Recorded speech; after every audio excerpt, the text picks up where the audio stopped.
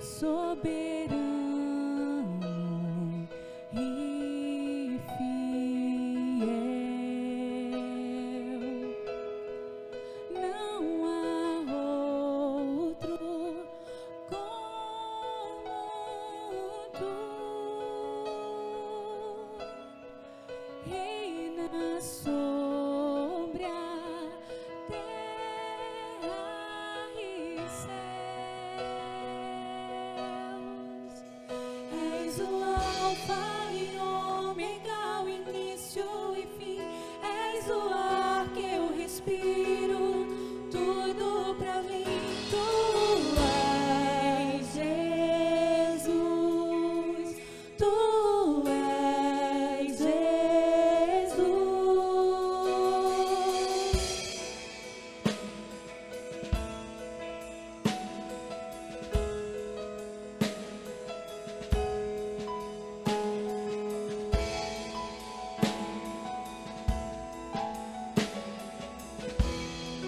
Você pode cantar isso com mais convicção? Não há outro como tu, soberano e fiel. Não há outro como tu. Reina sobre a terra e céu. És o Alfa e Ômega, o início e fim. És o ar que eu respiro, tudo pra mim. Tu és Jesus, tu és Jesus. És o Alfa e Ômega, o início e fim. És o ar que eu respiro, tudo pra mim. Tu és Jesus, tu és Jesus.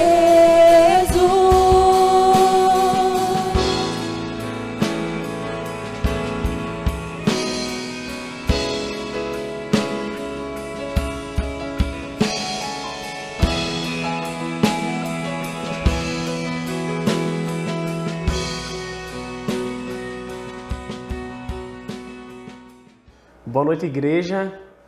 Graça e paz da parte de Deus a todos.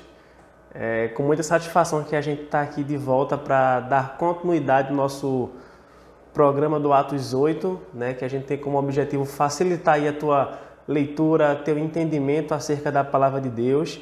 E hoje a gente já tem chegado no capítulo 15 do livro do Gênesis. Já temos uma considerável programação aí para você absorver esse conteúdo.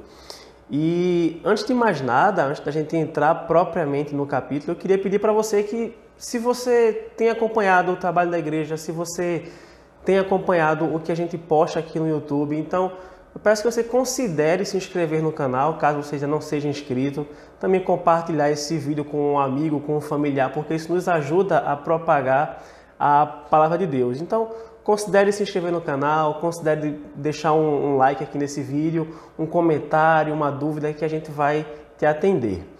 E também eu queria dar alguns avisos, antes da gente entrar no capítulo, acerca de algumas alterações que a gente precisou fazer na programação da igreja durante essa semana em virtude do aumento de casos de Covid, né, no nosso estado. Então, como a igreja tem se preocupado muito com a integridade física dos irmãos, algumas atividades foram suspensas, outras foram mantidas e alguma com uma pequena alteração. Então, vamos lá. O encontro de casais que iria ocorrer no Parque Emanuel no próximo sábado, ele está cancelado, tá? A gente também já divulgou a informação no Instagram da igreja, está oficialmente lá divulgado. Se você já fez sua inscrição, já efetuou o pagamento, isso vai ser reembolsado o mais rápido possível. O encontro de adolescentes, que seria no sábado aqui na igreja, ele também está cancelado, tá? E Tiago, o que é que fica mantido? Fica mantido o Metanoia no próximo sábado, só que com uma pequena alteração. O Metanoia ele vai acontecer às 18 horas, tá? Aqui na igreja. E também o culto do domingo está mantido, com a classe Kyries também mantida.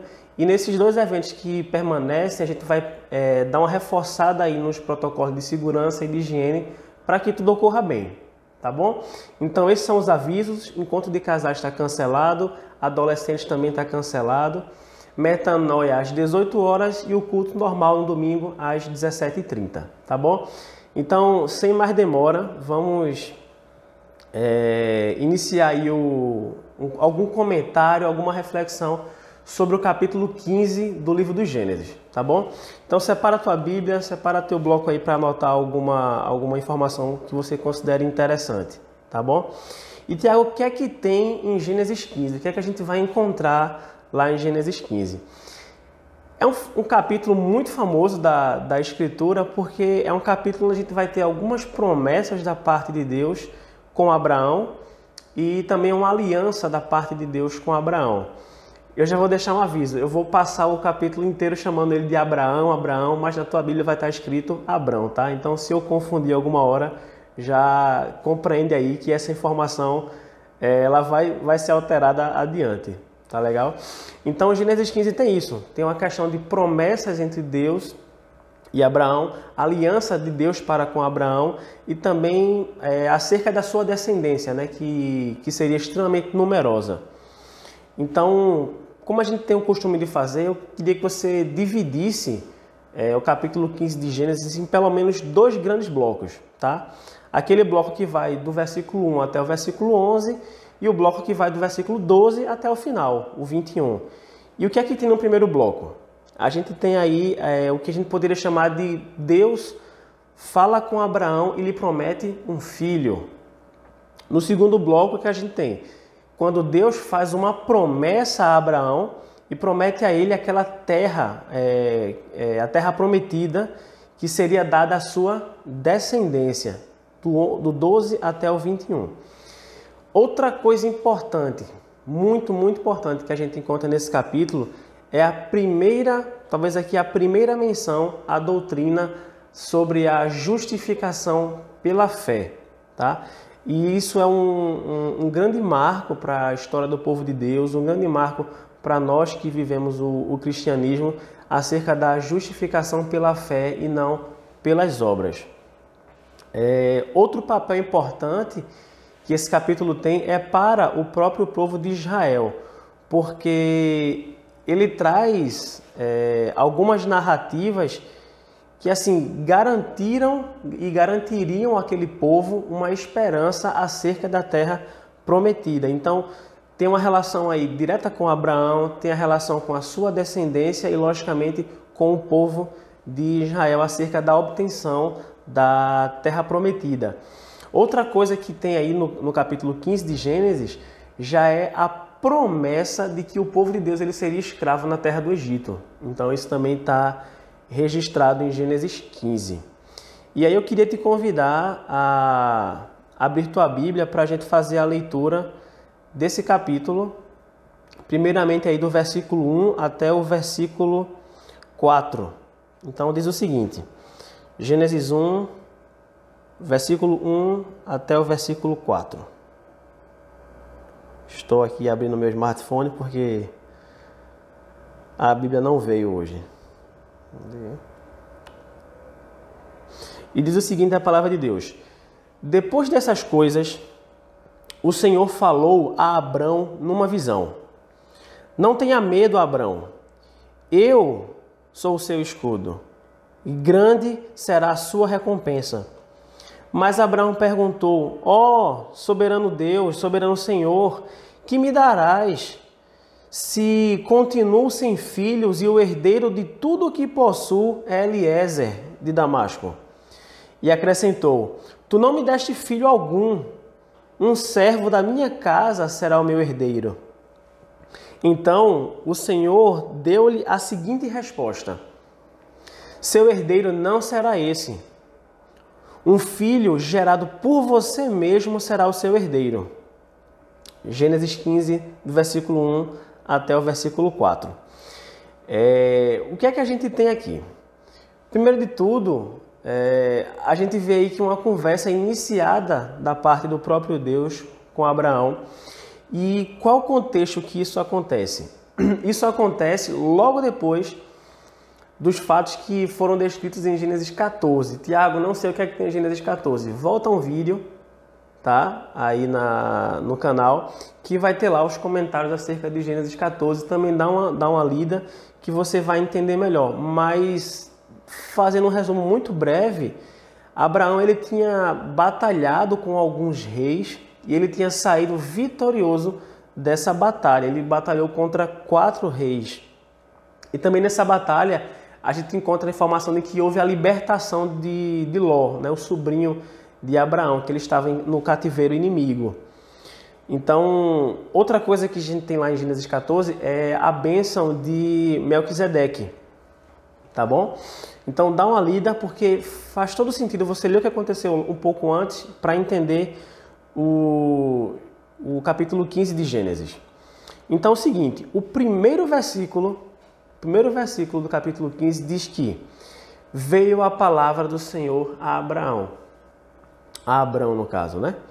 E essa é uma descrição muito típica na Escritura, você vai encontrar isso em diversos e diversos textos, em diversas passagens, mas é um tipo de descrição, é um tipo de forma de falar muito peculiar aos profetas, quando Deus dava a sua revelação a um profeta. E você vai ter isso, por exemplo, Jeremias 18, versículo 1, né? E veio a palavra do Senhor, Ezequiel também, e disse o Senhor tal a ele. Então era uma forma muito própria de como Deus trazia a sua revelação para os profetas. E é esse a forma, a linguagem usada aqui no início do capítulo 15 de Gênesis.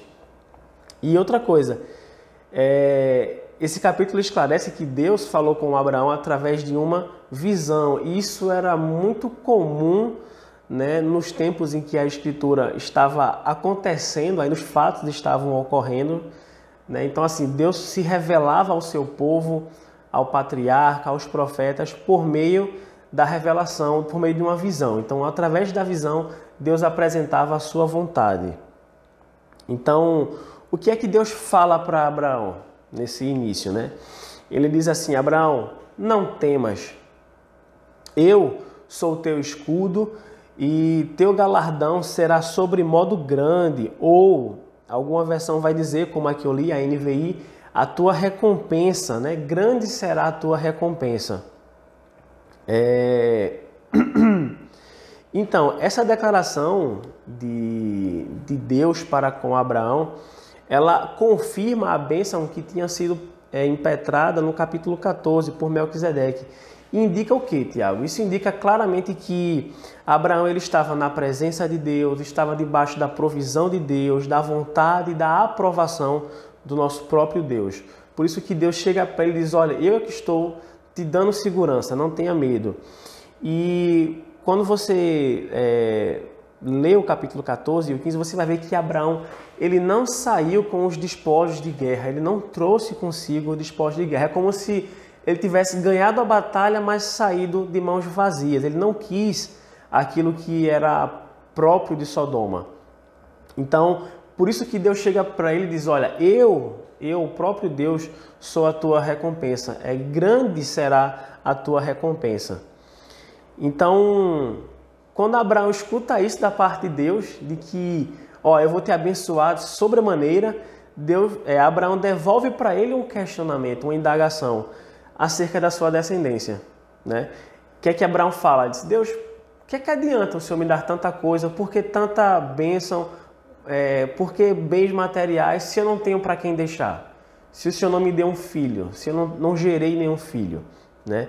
E ele fala nisso, né, que Eliezer, um servo nascido na sua casa, que seria o herdeiro de toda aquela bênção, mas não haveria um herdeiro de sangue do próprio Abraão para herdar as bênçãos que Deus havia lhe prometido.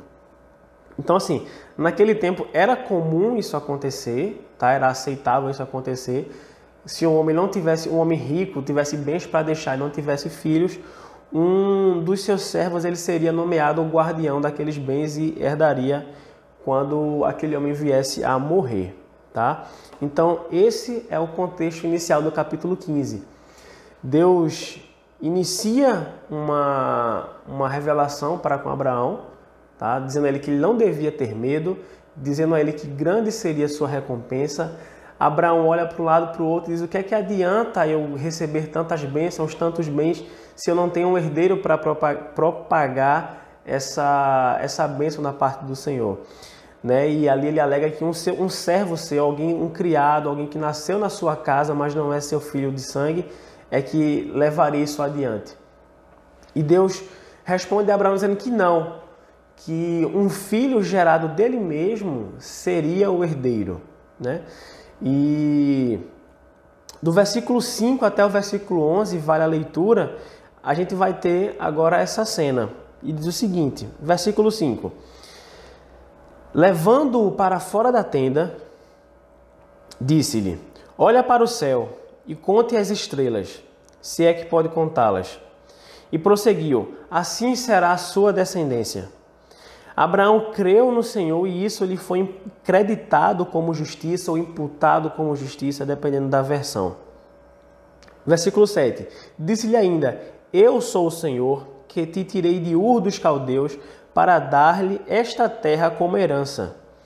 E perguntou-lhe Abraão: ó, soberano Senhor, como posso saber que tomarei posse dela? Versículo 9. Respondeu-lhe o Senhor: traga-me uma novilha, uma cabra e um carneiro, todos com 3 anos de vida, e também uma rolinha e um pombinho. Abraão trouxe todos esses animais, cortou-os ao meio e colocou cada metade em frente à outra. As aves, porém, ele não cortou. Nisso, as aves de rapina começaram a descer sobre os cadáveres, mas Abraão as enxotava. Então, vamos lá. Nesse bloco aí que a gente tem a promessa de um filho a Abraão, e Deus promete, faz um pacto com Abraão. Diante daquele questionamento que foi apresentado, né, de que ele não teria um herdeiro, ele não teria um filho de sangue, um filho legítimo para herdar a sua herança. E ali o herdeiro seria, como eu já disse, Eliezer. Diante desse questionamento, Deus disse a Abraão aquelas famosas, aquelas conhecidíssimas palavras, né? Olhe para os céus, e conte as estrelas, se é que pode contá-las, e assim será a tua descendência.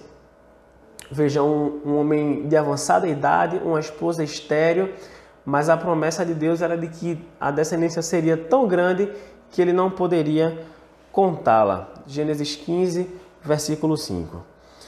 E Moisés, né, quando está descrevendo esse acontecimento, ele relata que Abraão creu no Senhor. Isso lhe foi imputado, isso lhe foi computado, isso lhe foi creditado como justiça. Versículo 6 desse capítulo.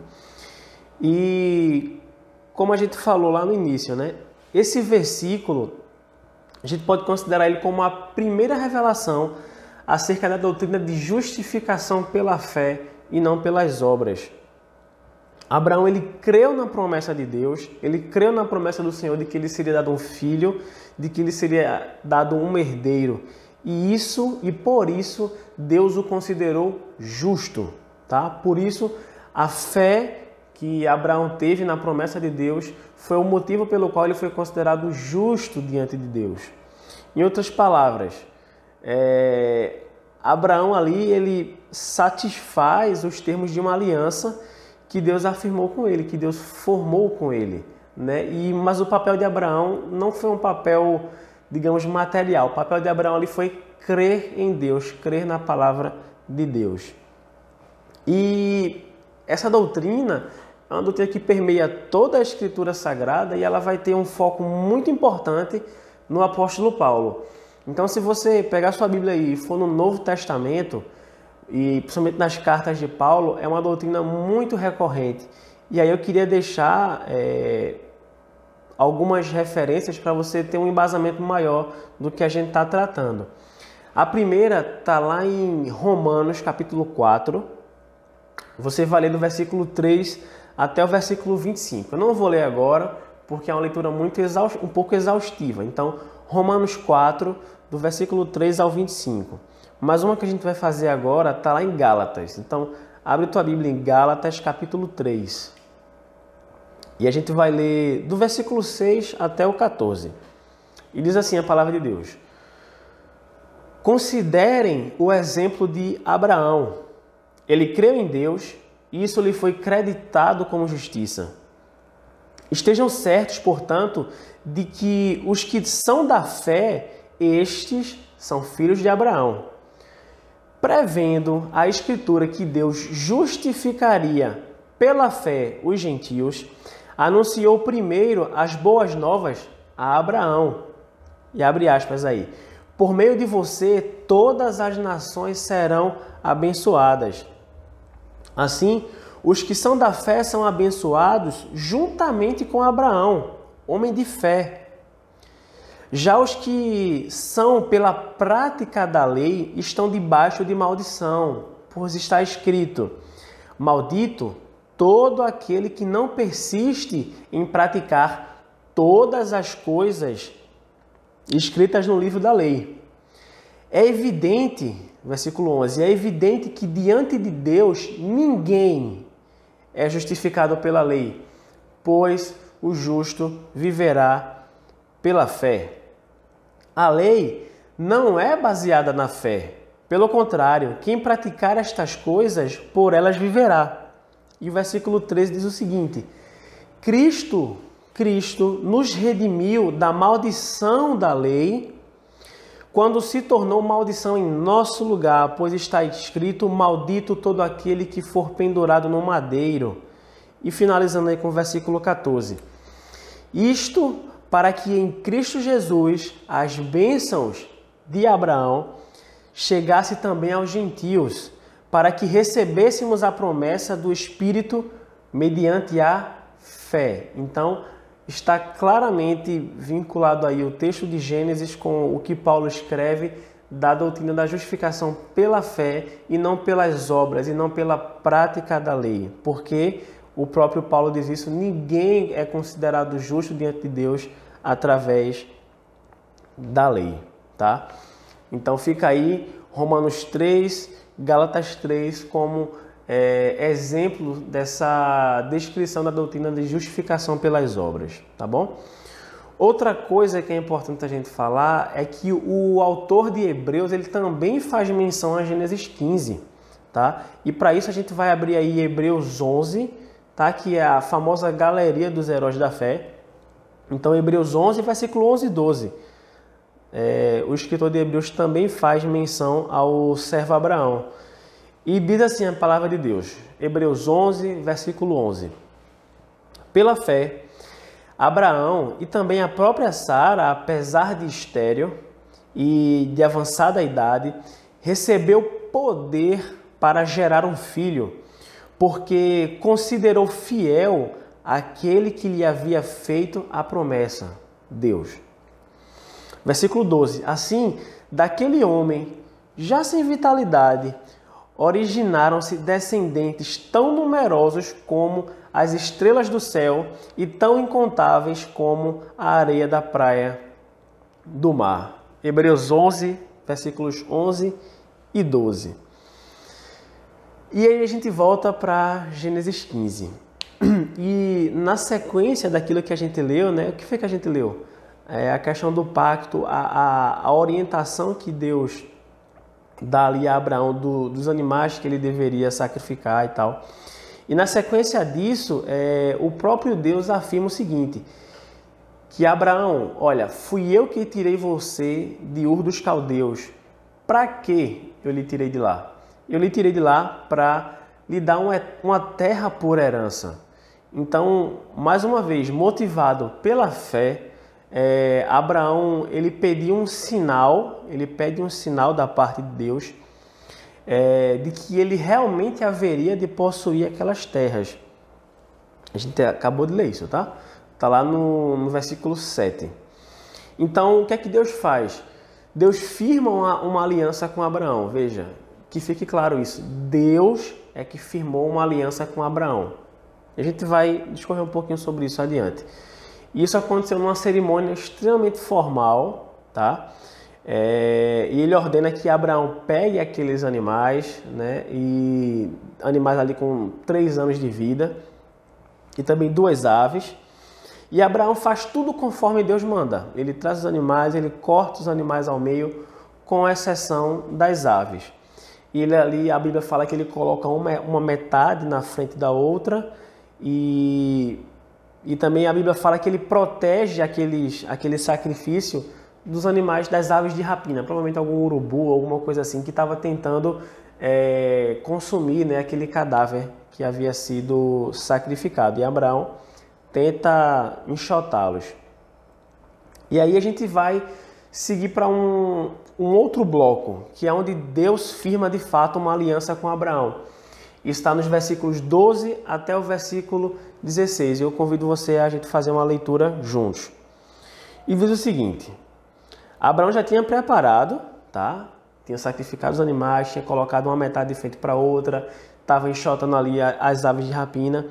Mas no versículo 12 diz que veio o pôr do sol. E ao pôr do sol, Abraão foi tomado de um sono profundo, e eis que vieram sobre ele trevas densas e apavorantes. Então o Senhor lhe disse, veja, Abraão estava dormindo, tá?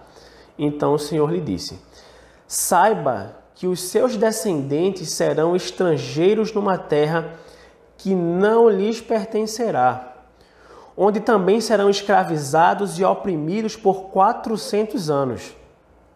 14.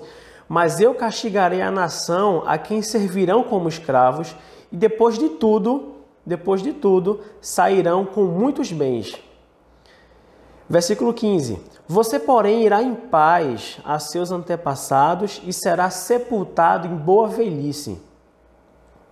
Na 4ª geração, os seus descendentes voltarão para cá, porque a maldade dos amorreus ainda não atingiu a medida completa. Então vamos lá. Como eu falei, né? Após Abraão preparar toda aquela cerimônia, todo aquele ambiente, o texto fala que ele adormece, ele é tomado por um sono profundo, e isso acontece ao pôr do sol, tá? Ali no fim do dia. É muito parecido com a expressão, ou quase a mesma expressão que é colocada lá em Gênesis, quando Adão ele também cai, Deus faz ele cair num sono profundo. E estando Abraão nesse sono profundo, Deus vem e fala com ele essas palavras que a gente acabou de ler, tá bom? E o que é que Deus fala? Deus dá alguns detalhes, Deus faz algumas promessas acerca da sua descendência, né? Então a gente viu aí que o povo seria oprimido, o povo seria escravizado, isso ia durar 400 anos, só iam voltar na 4ª geração, né? Quando fossem libertos do seu cativeiro, eles sairiam de lá ricos, né? Da posse de muitos bens. Então tudo isso, né, está descrito aqui em Gênesis 15. Então vamos lá. Deus de uma forma muito clara, e lembra que quem era a plateia que estava ouvindo isso quando isso foi relatado, né? Isso aqui foi escrito por Moisés ao povo, tá? Ao povo de Deus ali. Então, assim, eles estavam vendo a promessa de Deus sendo cumprida, né? Quando isso foi relatado. Então Deus avisa a Abraão que a sua descendência ela iria ser peregrina numa terra distante, uma terra alheia, uma terra que não lhe pertencia, e ela também seria reduzida, ela seria menosprezada ao nível de escravo, de escravidão, seria afligida por 400 anos, tá? E onde é que a gente vê esse cumprimento? Esse cumprimento está em Êxodo capítulo 12. Também você pode anotar aí. Êxodo capítulo 12, no versículo 40, diz o seguinte: ora, o período que os israelitas viveram no Egito foi de 430 anos. Êxodo 12, versículo 40. E aí, o que é que acontece?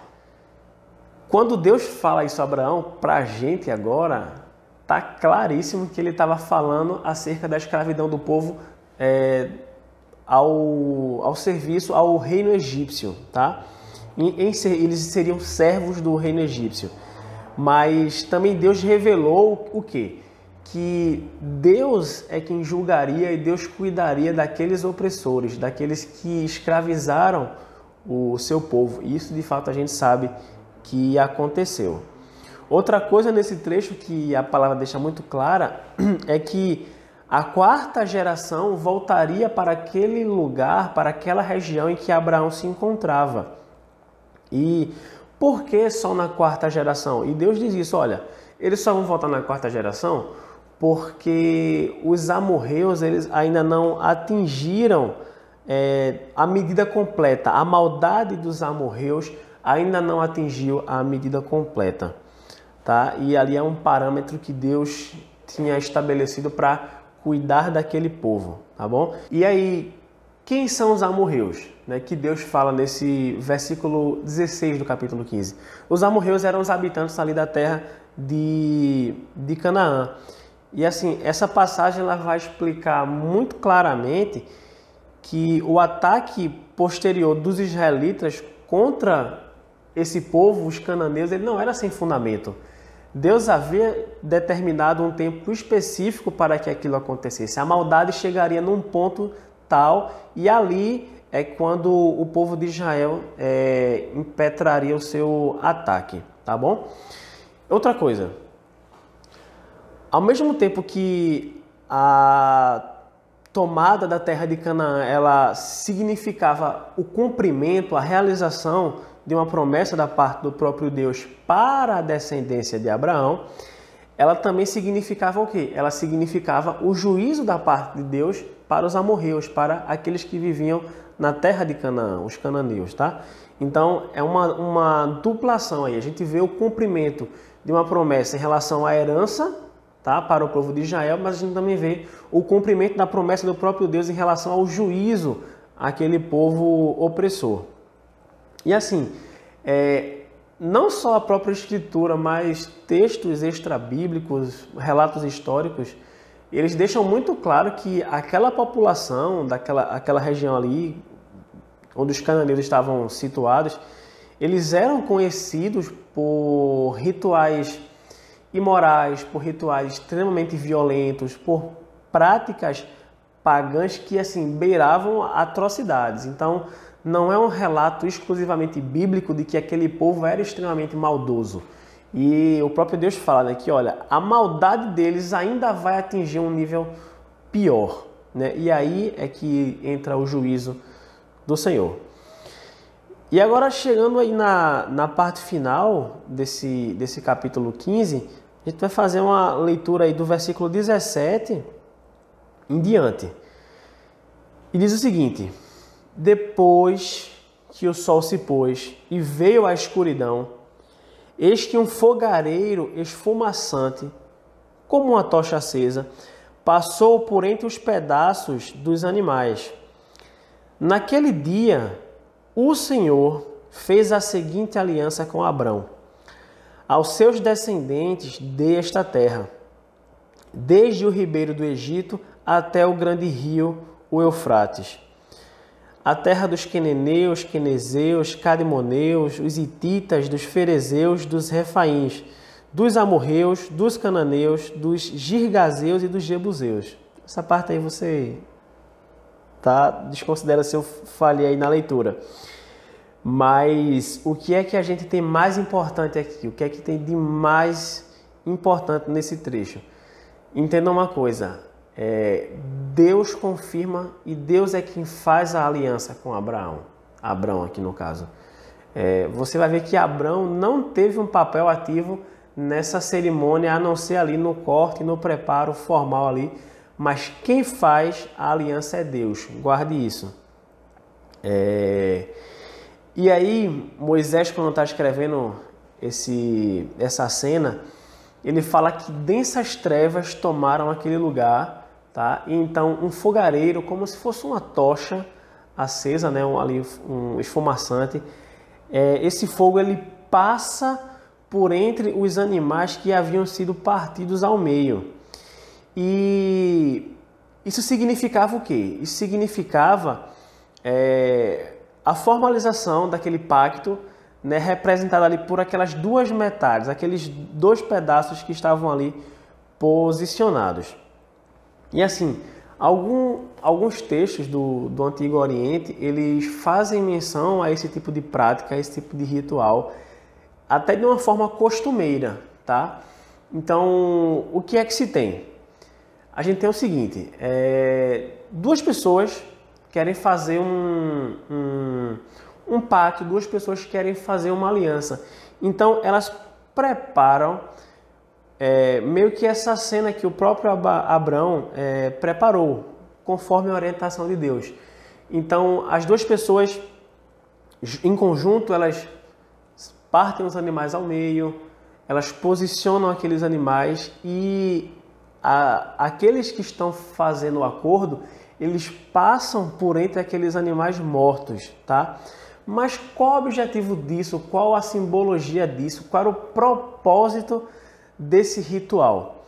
O propósito era o seguinte, essas partes, aqueles interessados em fazer aliança ou acordo, eles afirmavam o seguinte, ao passar pelo meio daqueles animais mortos, eles estavam dizendo o seguinte, olha, se algum de nós, se você descumprir essa aliança, ou se eu descumprir essa aliança, esse pacto, esse acordo, o mesmo que aconteceu com esses animais, que aconteça comigo, se o caso eu descumpra essa aliança, e aconteça com você, caso você descumpra essa aliança. Então, assim, quando aquela tocha, quando aquele fogo passa por meio daqueles animais mortos, aquilo representa o quê? A própria ação do Deus, né? Deus é quem passa por entre aqueles animais e o mais importante é que Deus é que está fazendo a promessa, Deus é quem está se comprometendo. Veja que ao pôr do sol, Abraão foi tomado de um sono profundo e a voz do Senhor falou com ele e tal. Mas tudo isso acontece e a gente tende a entender que Abraão estava dormindo. Então Abraão ele não participa daquela aliança. Deus é quem faz uma aliança para com Abraão. Deus é quem promete as coisas a Abraão e ele apenas fica ali como um polo passivo. Por que disso, Tiago? Porque me digam se seria possível Abraão se comprometer desse jeito com Deus.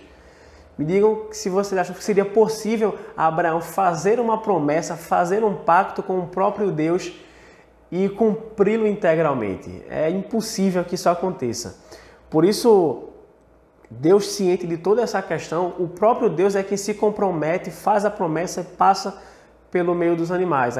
Aquele fumaça, aquele fogo passa por entre os animais, porque Deus, ele cumpre as suas promessas, né? Então, assim, Deus sabia que ele não iria falhar, ele não estava sujeito à morte, porque ele jamais deixaria de cumprir a promessa que estava ali sendo feita. Então, é isso. Esse ritual que é aqui apresentado era até uma prática comum naquela época e representa isso.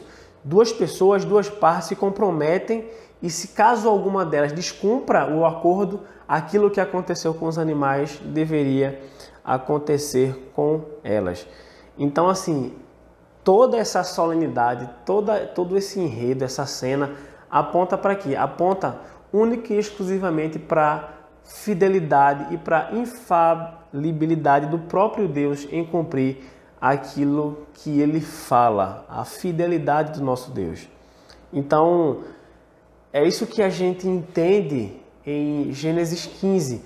Você vê promessas de Deus, né? Você vê declarações de Deus ao servo Abraão de que ele não deveria temer, de que a sua recompensa seria grandiosa. Abraão, como homem, questiona a Deus: o que é que adianta eu ser rico, eu ter bens a deixar se eu não tenho um herdeiro? E o próprio Deus chega para ele e diz: olha, você vai ter um herdeiro sim, ele vai ser do seu sangue, a sua descendência será extremamente numerosa e abençoada. E para que tudo isso seja, que Abraão consiga fixar tudo isso, Deus faz uma aliança, Deus faz um pacto com ele em que apenas o próprio Deus se compromete em cumprir aquilo que fala. Então, essa é a cena, esse é o contexto que Gênesis 15 foi escrito. E que você grave isso, que ao passar por aqueles animais, Deus se compromete sozinho a cumprir a sua promessa, a sua palavra. Nós, como homens, não teríamos condição alguma de fazer um acordo com Deus e cumpri-lo em sua integridade, ou seja, estaríamos fadados à morte, que foi o que aconteceu com aqueles animais.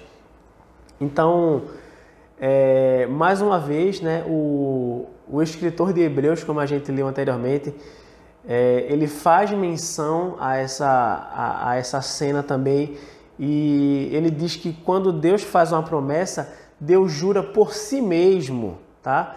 De que não haveria outro maior, porque assim, não haveria outro maior a quem pudesse jurar. Então, o Deus, ele jura por si mesmo.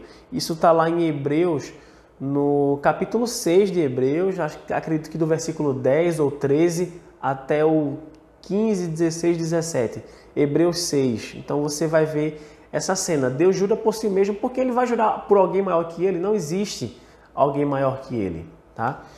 E aí, como a gente leu rapidamente, o capítulo 15, ele encerra com a declaração muito específica da parte do Senhor acerca da região, né? Até, assim, Deus se preocupa em demonstrar geograficamente para aquele povo que estava ali junto com Moisés ouvindo esse relato, qual seria a extensão da bênção, qual seria a extensão da terra que eles haveriam de herdar. Então, Deus, ele se preocupa e faz isso de uma forma muito detalhada. Você vê lá do rio Tigre até o grande rio, o Eufrates, e toda a terra que era habitada por aqueles povos. Tudo aquilo seria dado como herança ao povo de Israel. Então, eu espero que você tenha conseguido, pelo menos, entender o contexto geral desse capítulo, que a gente tenha conseguido facilitar um pouco aí a tua leitura, a tua compreensão e o teu entendimento acerca da palavra de Deus nesse momento. E eu te convido a orar nessa hora, tá? Para que Deus, ele nos use cada vez mais e te use cada vez mais para levar esse evangelho de uma forma mais fácil, de uma forma mais inteligível àqueles que precisam ouvir a palavra de Deus. Então, vamos orar. Senhor Deus, te agradecemos pela oportunidade de compartilhar a tua santa palavra com o teu povo e que, Senhor, nós sejamos luz nesse mundo, que possamos demonstrar, possamos viver o Deus das Escrituras. Então, Deus, que a tua palavra alcance o maior número possível de ouvintes, de pessoas, e que cada uma delas seja edificada pelo teu Espírito Santo, porque temos a certeza que a tua palavra jamais voltará vazia. Ainda, Deus, queremos te pedir uma bênção muito especial pela saúde de todo o teu povo, que tu guarde, meu Deus, cada um deles dessa pandemia, das enfermidades que estão assolando esse mundo. Deus, aqueles que por algum motivo estão enfermos, nosso pedido é que tu concedas a estes bênção de cura, bênção de restauração. Então, Deus, nos despedimos assim em paz desse encontro e que o teu nome, Deus, venha a ser glorificado e adorado por todos nós. Essa é a nossa oração, no nome santo de Jesus Cristo. Amém. Fica com Deus.